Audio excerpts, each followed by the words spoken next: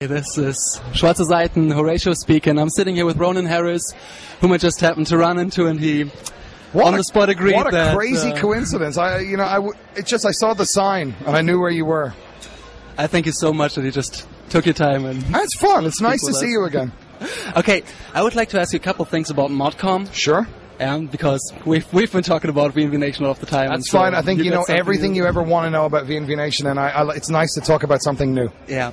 So ModCom is something which probably some people may not even have taken notice of, since you only performed it once live, and we only had like little articles in magazines. So just tell us a bit about ModCom in your own words. When I was growing up, I had a passion for, I suppose, synthesizers, but the 70s style of synthesizers, which is, it looks like a wall of circuits where all of the modules have to be connected manually and programmed manually.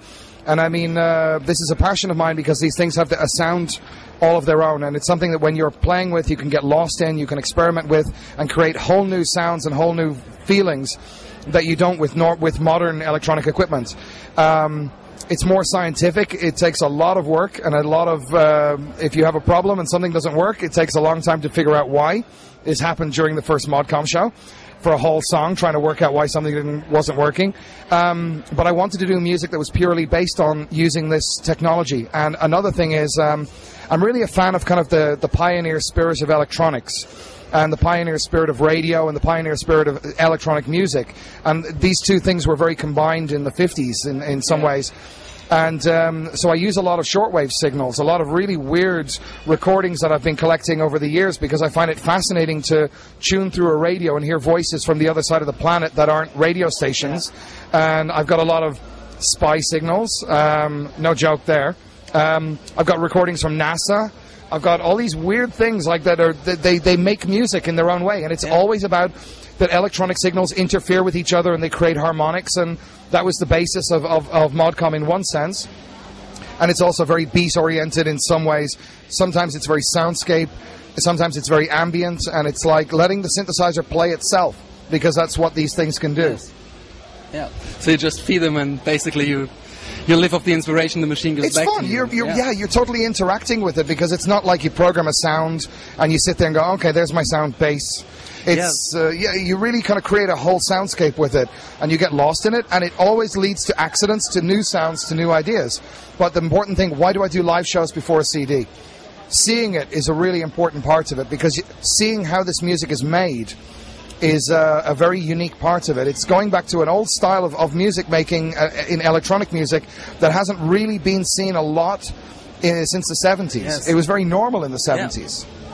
So for people to stand there and see all this wall of cables and controls and jacks, it looks very, very technical, but it's really sexy to me in a strange way. But I've been like, when I did the show at Wave Gothic Treffen, it was a dream of mine since I was 10 years old to do this. Yeah. I saw Giorgio Moroder, believe it or not, on television playing with a big modular system, and he was making music with it and showing how it works.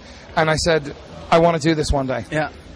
So there I was at the Wave Gothic Treffen, living my dream, pretty much 30 years, later. Yeah, well, not 30, something close to it. A few less than that. But anyway. Not that many. Yeah, I'm not that old. Bob Moog once said that actually when you get yourselves into modular equipment, it's more like you have to learn how to be programmed by the equipment than to rather learn how to... The crazy thing is it has its limitations. It's not automated. It's not all the... modern electronic synthesizers are so automated, and there's so many features that can be programmed that it becomes a bit boring, and you program a sound and it happens once, whereas in the ModCom live show I'm doing things like controlling things, playing with them. I have to interact with it, but it also teaches you its limitations. Yes. It is based on a very early electronic concept. I mean, even if they were used in the 70s, the basic principle of this type of system came around in the 60s. And this is all very technical, and I'm sure half of you have fallen asleep by now. But the main thing is that it has its limitations, but it has its own sound, and it has its own way of interacting with it. And there are 1,000 musicians who come up with completely different soundscapes. But when you look at all the companies who make these systems around the world today, like Modcan or Orgon or MOTM, or there's hundreds of them. They're all people who are passionate and love making it. They're small companies, but they make these systems for people who really miss interacting with electronic music. And that's when I write VNV stuff, I use a lot of these anyway for the very unique sounds. And people have always asked us, where do you get these sounds in the VNV tracks? Where do the drums at the beginning of Arclight come from? And I said, that's an ARP modular system, or that's there were other sounds on the more actually on Praise the Fallen and Advance and Follow and Empires than after. They asked, like, where's the sound on this? What's this sound? What's this sound? And almost always it was a modular system, because you're not programming simple, boring sounds. Yes. You're programming something much more, it's got an organic feel to it. It's alive. Yeah, that's the point. It just doesn't have this digital coldness to it. It's true. It's and more I than just really, ones and zeros. I hate digital synths. That's my feel. Anyway, go ahead.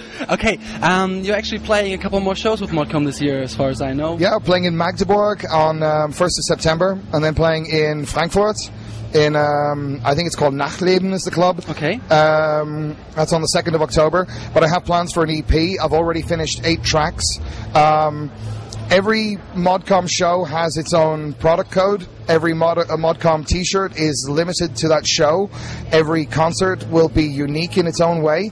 And I record the concerts. In some cases I want to film them, but I want to broadcast the concerts I record. I broadcast over shortwave. Even if no one's listening, it's an accidental signal. Maybe somebody hits and finds by accident. And it's living I'm doing it for the fun.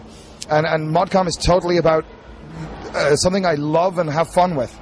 And I really want to take this further. I've got a Japanese cyberpunk artist called Kenji Suratsuri, who gave me some of his books are very, very difficult to understand. And I've got a lot of people giving me spoken word from their writings or whatever that somehow work in together, that a Modcom show should be like a public broadcast. Yes. Yeah, cool. So much information. It really, really sounds great. You guys have to check it out. You have 2 more chances this year. I've got it's really funny actually, the amount of which camera are we? Oh, we're on that one. There's a lot of people who've contacted me since through our Modcom page on MySpace, and even through the VNV page in the email, saying we're in a band and we have modular systems. Like, it's like a little gang of people who are using this technology, who all want to connect with each other.